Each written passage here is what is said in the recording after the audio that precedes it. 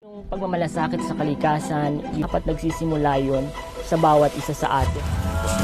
Bago ay dapat na sa sarili nagsisi. Kumusta, Verified? Sa nakaraang mini-vlog, ipinakita ko ang pagbuo sa base ng disenyo na aking ginawa.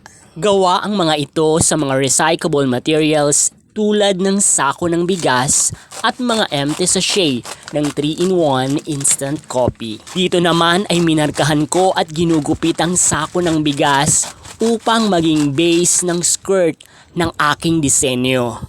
Para naman sa pang-itaas, gumamit ako ng mga empty sachet at ito ay may kabuang bilang na 680 piraso o 28 dosena at 4 na piraso. Hayan at kinabit ko na nga ang manggas ng Pilipiniana at ito na nga ang kabuuan ng base kung saan ilalagay ko pa ang iba pang mga recyclable materials na magsisilbing disenyo sa likhang sining na ito. Akin ang inihanda ang iba pang mga recyclable materials tulad ng mga pabalat ng fabric conditioner. Oo, ito ang ginagamit ninyo sa paglalaba upang maging malambot at mabango ang mga damit na inyong nilalaban. Panoorin niyong mabuti kung paano ko ito ginugupit, tinutupi at binubuo upang gawing pangdisenyo.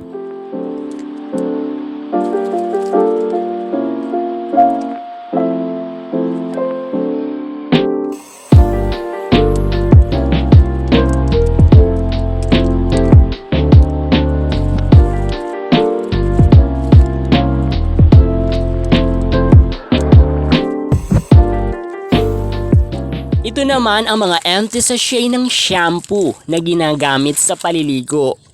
Panoorin ninyo kung paano ko ginugupit ang iba't ibang bahagi ng pabalat nito upang gawing pangdisenyo. Madami na namang exposure ang kamay ko kaya wag niyong i-bash ha, malikhain yan kahit maugat.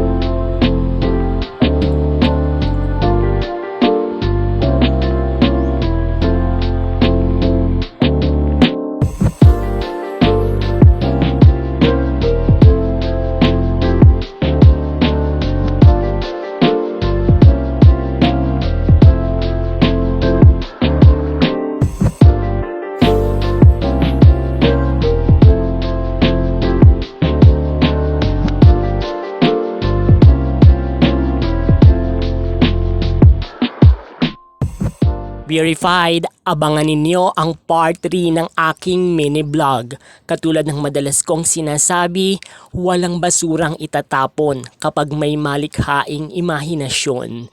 Thank you very much.